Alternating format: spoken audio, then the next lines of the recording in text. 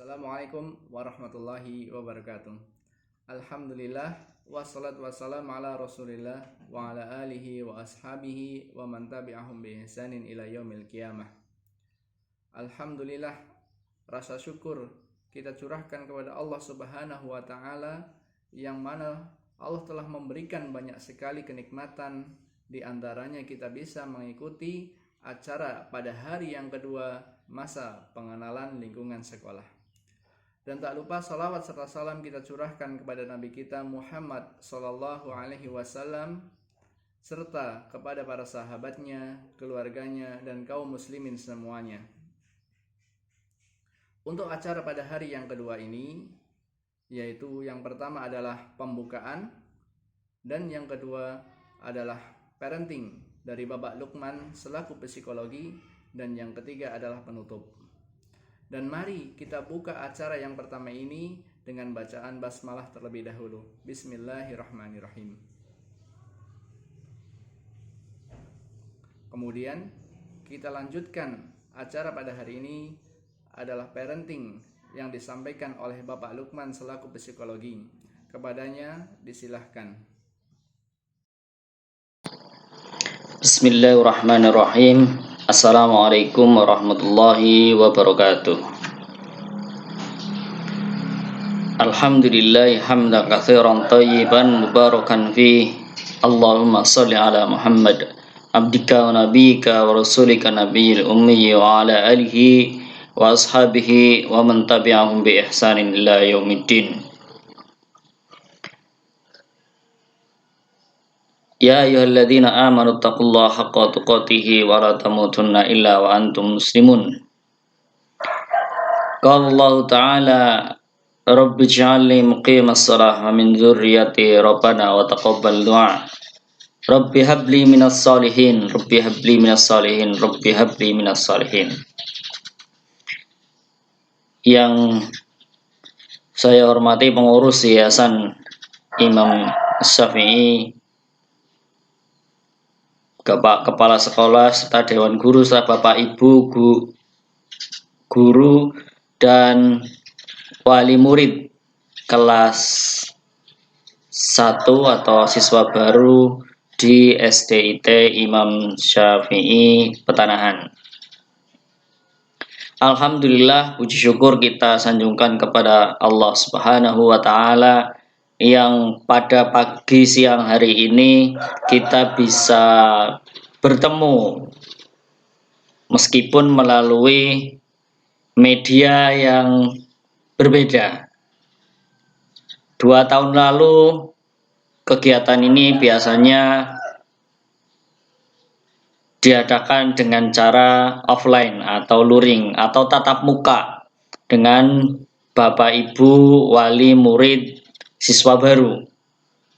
Namun Allah Subhanahu wa taala memberikan ujian kepada kita semuanya melalui virus yang sedang mendunia, yaitu coronavirus atau yang biasa disebut dengan COVID-19,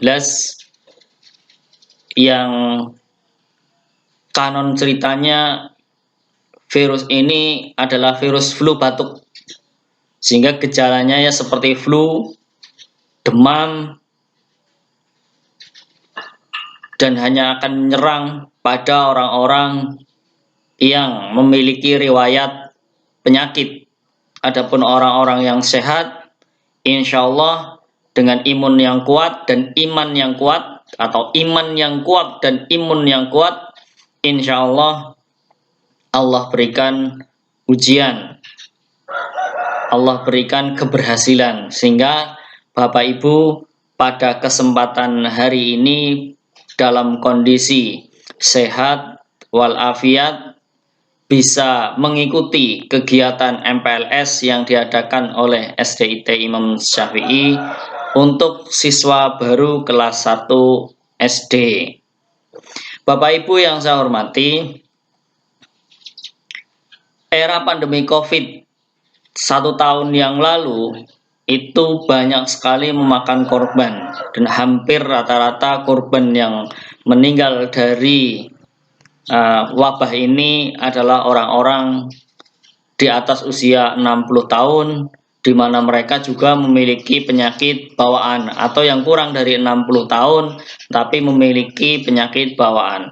Kemudian pemerintah menetapkan setelah era COVID adalah era new normal, di kehidupan kenormalan baru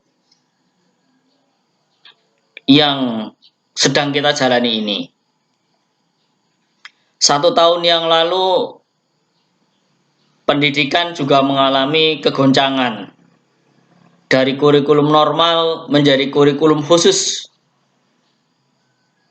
atau kurikulum di era pandemi, karena pembelajaran 1 tahun yang lalu adalah dengan menggunakan online. Jadi nanti kita akan coba membahas tentang dampak dari pendidikan online atau pembelajaran jarak jauh. Di era new normal ini atau era kehidupan baru ini, ternyata Allah uji lagi dengan munculnya wabah virus COVID varian baru, yang konon ceritanya memang lebih ganas dari virus aslinya. Tapi lagi-lagi bahwa ini sebagai seorang muslim adalah bagian dari ujian, sehingga kita harus memperkuat iman dan memperkuat imun. Iman adalah dengan ketaatan kepada Allah, termasuk dalam bentuk ketaatan kepada Allah adalah mendidik anak-anak kita. Karena kewajiban asalnya mendidik anak adalah orang tuanya, asalnya. Namun karena banyak hal, maka orang tuanya memberikan hak kepada sebuah lembaga, dalam hal ini SDIT, untuk mengasuh atau mendidik anaknya dalam hal ilmu-ilmu yang mungkin orang tuanya tidak mengetahuinya. Bapak Ibu yang saya banggakan, hal yang pertama yang harus saya ingatkan adalah tetaplah Bapak Ibu menjaga kesehatan, kemudian iman, imun, dan apa yang ditetapkan oleh pemerintah, yakni prokes, prosedur kesehatannya. Sebenarnya umat Islam sudah terbiasa dengan kegiatan prokes yang sudah ditetapkan oleh pemerintah, yaitu mencuci tangan, kemudian menjaga jarak dengan non-mahramnya, sehingga selalu terjaga kesehatannya. Bapak Ibu yang berbahagia, maka kita harus terus untuk mendidik atau mendampingi anak-anak kita untuk menjaga kesehatan, sehingga di dalam keluarganya sendiri tidak terjadi hal-hal yang tidak baik. Artinya kesehatan keluarga tetap terjaga, sehingga proses pembelajaran meskipun dengan menggunakan daring atau pembelajaran jarak jauh tetap berjalan dengan baik, dan Bapak Ibu bisa mendampingi anaknya untuk mewujudkan cita-citanya menjadi anak-anak yang soleh dan solehah. Bapak Ibu yang saya hormati, mari kita mulai pembahasan MPLS atau yang dengan tema ini adalah dampak pendidikan di era pandemi COVID-19. Meskipun Bapak Ibu sudah sering mendengar tentang materi-materi yang seperti ini, dampak COVID-19 di dunia pendidikan. Bapak Ibu yang saya hormati, sebenarnya COVID-19 tidak hanya berdampak pada dunia pendidikan. Di dunia kesehatan jelas banyak tenaga kesehatan yang meninggal karena tertular COVID. Masyarakat juga iya. Di dunia ekonomi juga iya. Yang tadinya toko buka 24 jam, sekarang tidak diizinkan toko buka 24 jam. Atau yang biasanya ke pasar dari pagi sampai sore sekarang dibatasi. Atau bahkan suatu hari dilarang untuk berjualan. Ini sungguh sangat berpengaruh pada kegiatan ekonomi bangsa Indonesia.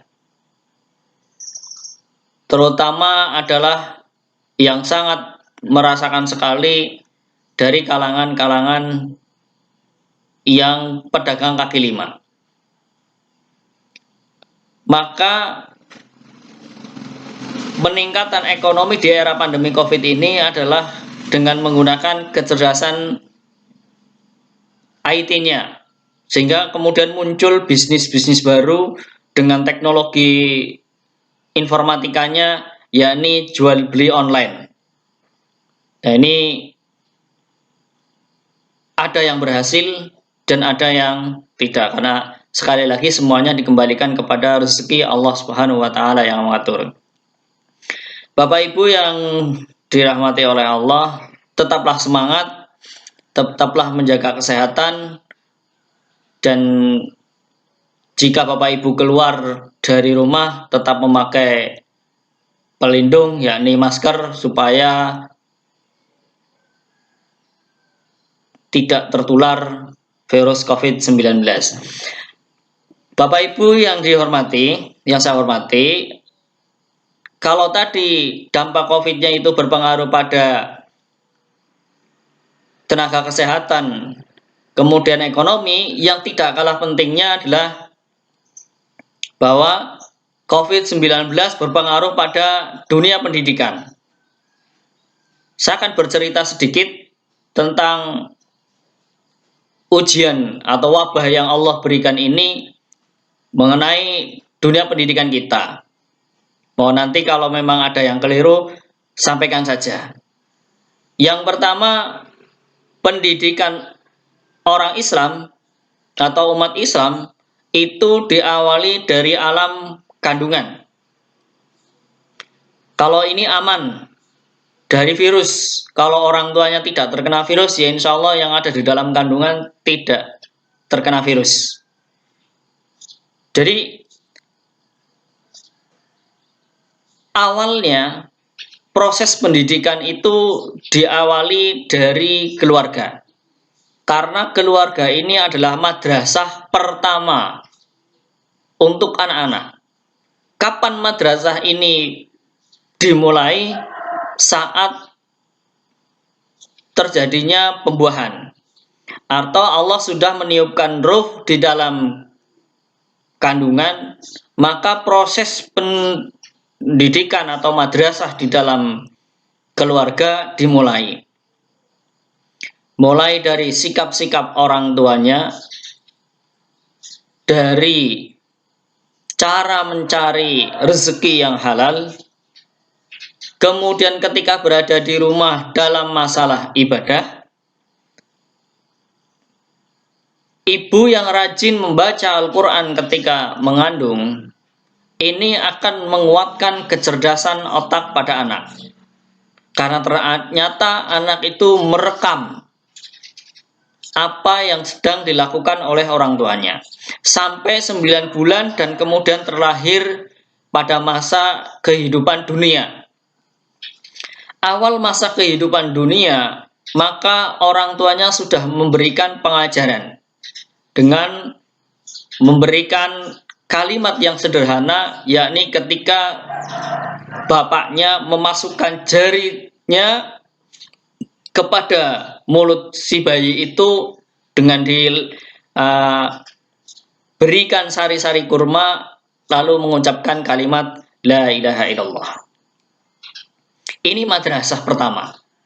Bapak Ibu yang saya hormati, jadi keluarga adalah madrasah yang paling utama. Jadi wabah ini adalah bagian mengembalikan kembali. Allah hendak mengembalikan kembali madrasah yang sesungguhnya, yaitu madrasah keluarga. Madrasah keluarga ini adalah menjadi tanggung jawab antara suami dan istri atau bapak dan ibu. Bagaimana mensinergikan antara bapak dan ibu di dalam mendidik anak-anaknya di rumah. Pendidikan apa yang utama yang ketika berada di rumah? Maka pendidikan yang paling pokok adalah pendidikan agama. Maka anak-anak usia 0 sampai 5 tahun biasanya bapak sering ngajak anaknya ke masjid, ibu sering gendong anaknya sambil membaca Al-Quran, atau ibu ketika menidurkan anaknya sambil membaca Al-Quran. Ini namanya madrasah pertama. Lalu kemudian di usia mereka sudah mulai belajar, yaitu usia 4-5 tahun sudah mulai mendengarkan kalimat alif ba atau Allahu Akbar ketika sholat, maka ini madrasah keluarga yang sesungguhnya. Namun demikian tidak semuanya keilmuan keluarga itu dimiliki. Sehingga orang tua ketika anaknya sudah memasuki usia sekolah, ya ini usia 6 atau 7 tahun, maka orang tuanya menitipkan atau memberikan hak pendidikannya kepada lembaga yang lembaga itu dianggap mampu untuk mendidik anaknya menjadi anak yang soleh dan solehah. Maka ruhnya ketika anak sudah lahir ke dunia, madrasah yang pertama keluarga berjalan 0 sampai 5 tahun atau 6 tahun, kemudian ditambah dengan madrasah keduanya yakni majalah lembaga pendidikan sampai usia 12 tahun, 12 tahun ditambah madrasah madrasah atau MTS atau SMP 3 tahun, SMA 3 tahun, mungkin nanti pendidikan. Maka pendidikan itu harus dijalankan terus sampai orang itu meninggal dunia. Maka tuntutlah ilmu dari alam kandungan sampai liang lahat. Terus ini nuntut ilmu terus. Apakah orang tua yang sudah usia uzur juga tetap berkewajiban menuntut ilmu? Jika memang mereka memiliki kemampuan, maka wajib baginya menuntut ilmu. Karena akan banyak sekali ilmu-ilmu yang tidak diketahui. Maka anak-anak ini dimasukkan ke dalam sebuah lembaga untuk diajari. Ini asalnya. Namun demikian, karena ada permasalahan dalam kehidupan dunia, yaitu berupa ujian wabah COVID ini, maka lembaga yang sejatinya harus mengadakan kegiatan di lingkungan sekolahnya, sementara atas perintah dari pemerintah untuk mengembalikan kepada orang tuanya dengan cara pembelajaran jarak jauh. Nah, sekarang di era new normal ini ada dua model pembelajaran campuran dan atau PJJ. Campuran itu separuh masuk ke dalam kelas dan separuh lagi online. Pembelajaran online ini seolah-olah mengembalikan semua tanggung jawab guru kepada orang tuanya, seolah-olah guru hanya memberikan pembelajaran jarak jauh dengan ada yang mengirimkan materinya, ada yang melakukan kunjungan rumah. Nah, ini yang sering kita lakukan biasanya di SDIT Imam Syafi'i itu melakukan kunjungan rumah, bahasanya begitu. Tapi sejatinya adalah belajar kelompok atau yang ditempatkan di sekolah dengan menetapkan prokes. Mudah-mudahan nanti pada saat sudah waktunya habis dalam masa PPKM ini bisa melakukan pembelajaran kelompok lagi, sehingga anak-anak bisa bertemu dalam proses belajar sosial, dalam proses belajar emosi, dalam proses belajar keilmuan, karena memang anak-anak sedang dalam taraf belajar sosial. Bapak Ibu yang saya hormati, ada banyak hal ketika orang sekolah mengembalikan proses pembelajarannya ke rumah. Yang pertama, biasanya orang tuanya itu terlalu sibuk, sehingga waktu proses pembelajarannya yang harusnya dilaksanakan jam 8 pagi sampai jam 11 siang tidak terjadi. Karena kesibukan orang tuanya dan sekolah memberikan keringanan ini. Memberikan keringanan waktu. Kadang orang tuanya hanya bisa ngajari setelah sholat asar sampai maghrib. Itu pun sekolah tetap memberikan kebijakan karena tidak bisa serta-merta menerapkan dengan pokoknya jam 11 kaku gitu loh. Artinya ada kebijakan-kebijakan khusus. Bapak Ibu yang saya hormati, ketika proses belajar dilaksanakan di rumah dengan menggunakan media yang namanya HP atau laptop atau media IT, ini seolah-olah memberikan kesempatan kepada anak untuk memegang HP. Nah, ini. Atau lebih banyak bahkan anak-anak untuk pegang HP. Sehingga kemudian terjadi banyak perilaku menyimpang dari kegiatan yang dilakukan oleh anak dengan banyaknya memegang HP, atau waktunya sebagian besar digunakan oleh anak untuk megang HP. Ada yang melihat YouTube, habis waktunya 1 hari untuk melihat YouTube. Ada yang bermain game online. Dan ini malah kebanyakan, banyak yang menggunakan HP-nya untuk bermain game online. Dari survei yang ada yang dilakukan oleh KPAI di 34 provinsi, ada dari 3.200 siswa dari SD sampai SMA, terdapat 13%. Ini berarti sekitar 320 itu 350-an anak yang kemudian mengalami depresi. Maka dampak yang pertama yang ada dalam pembelajaran online itu diantaranya adalah menjadi penyebab depresi. Kenapa kok terjadi depresi? Pada tingkat anak-anak SMA biasanya terlalu yang banyak adalah karena beban tugas yang tidak disesuaikan dengan kondisi yang ada. Bagaimana dengan anak-anak SD? Maka bagi anak SD biasanya mengalami rasa kebosanan. Jadi anak-anak yang belajar online dalam waktu yang lama di rumah bersama keluarganya itu cenderung mengalami kebosanan. Yang dihadapi itu-itu saja. Maka Bapak dan Ibu mungkin perlu refreshing sebentar untuk menghilangkan kebosanan pada anak.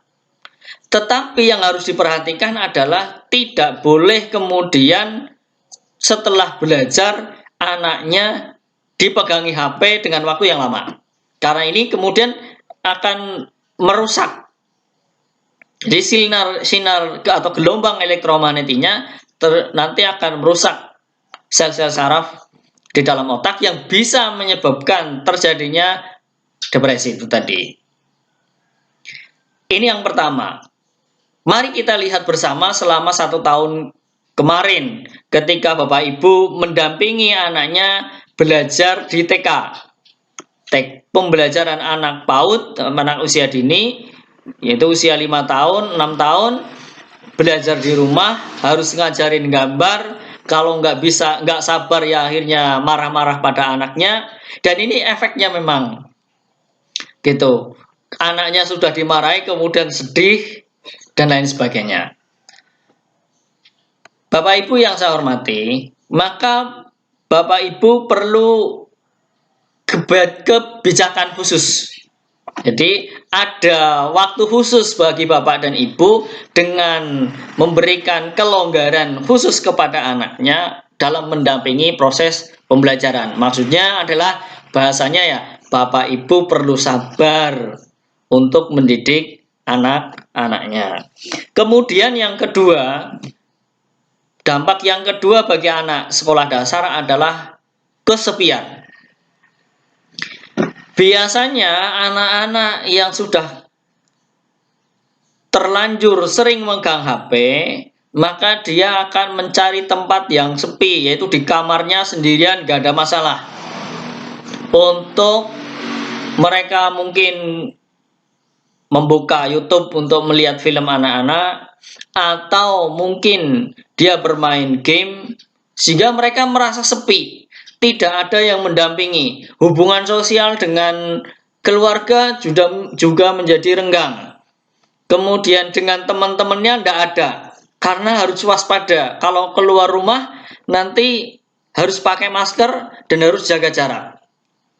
Anak-anak, apalagi varian Delta, katanya itu yang diserang itu tidak hanya orang tua yang punya riwayat penyakit, tetapi ternyata anak-anak juga sudah terkena. Kemarin di wilayah Jawa Barat, anak-anak usia 10 tahun juga sudah mulai ada yang terkena wabah virus Delta, sekitar 300-an malah.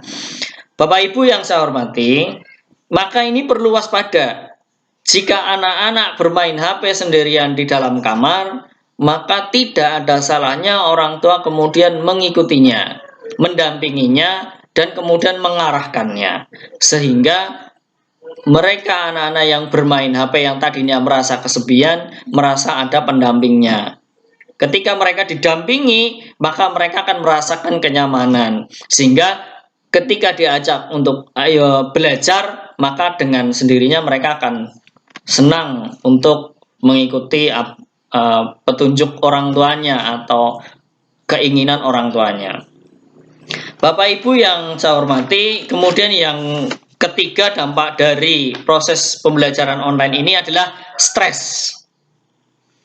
Stres ini berkaitan dengan proses pembelajaran. Ini banyak sekali keluhan nih, kalau belajar online itu bikin stres. Ya apa tidak sih?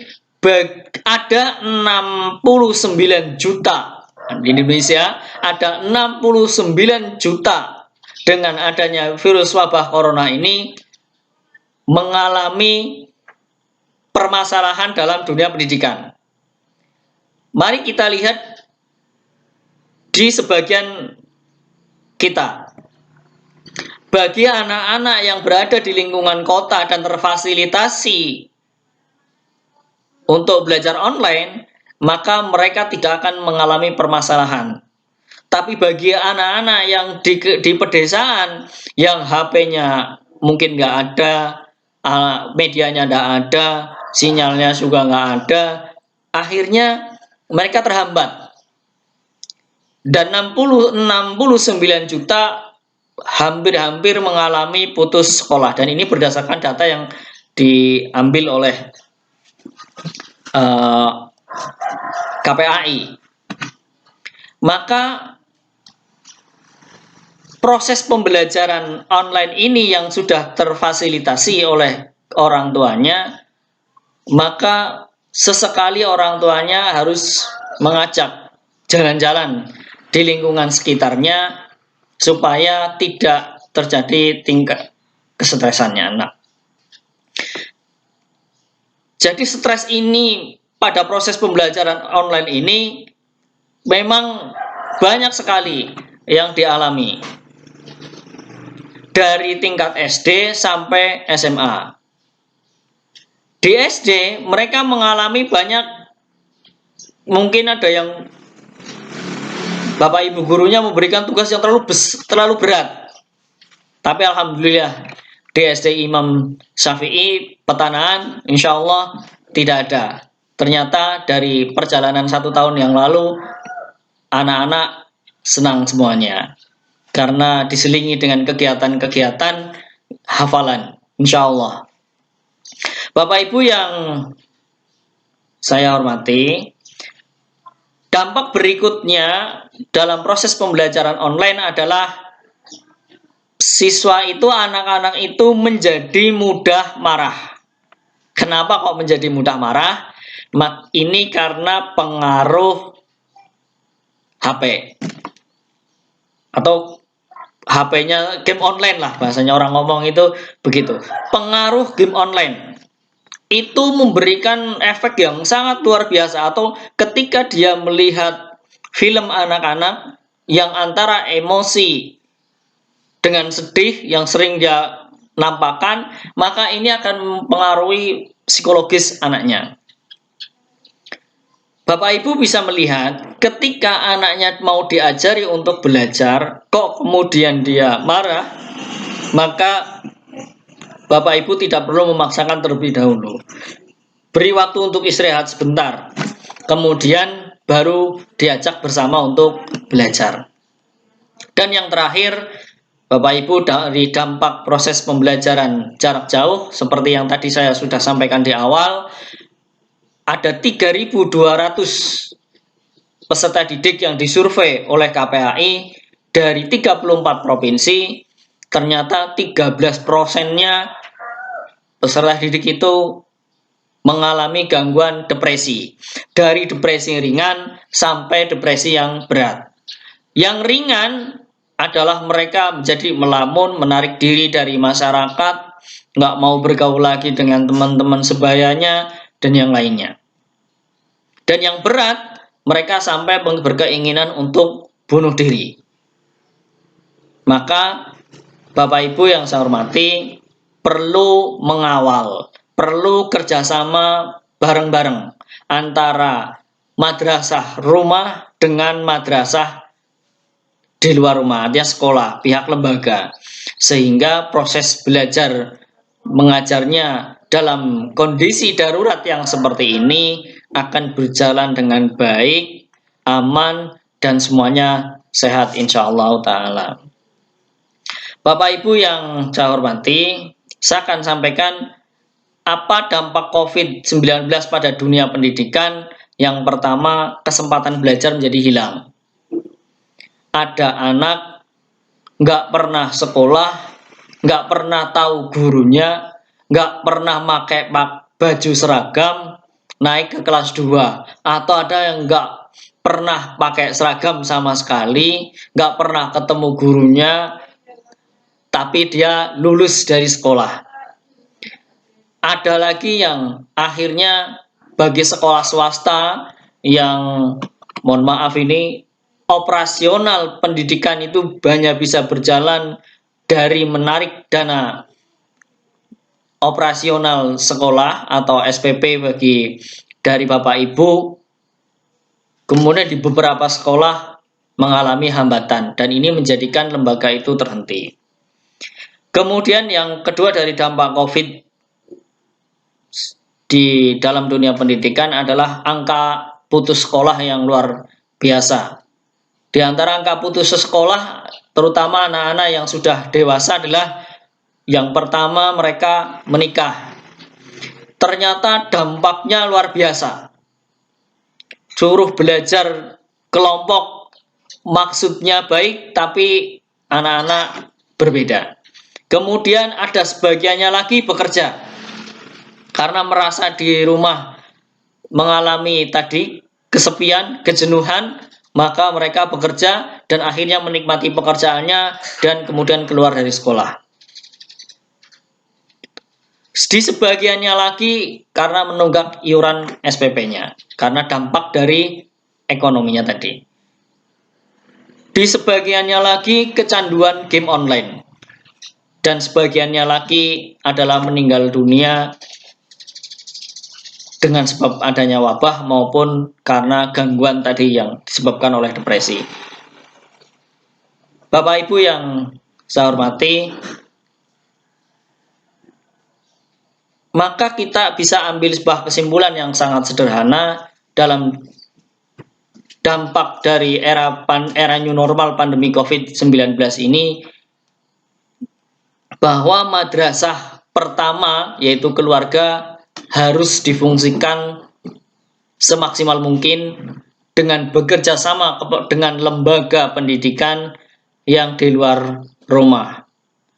Insya Allah dengan begitu, dengan adanya kerjasama dan sinergi antara madrasah rumah tangga dan madrasah lembaga, maka akan tercipta atau terwujudkan generasi-generasi yang cerdas, generasi-generasi yang takwa, generasi-generasi yang penuh dengan keimanan di dalam hatinya.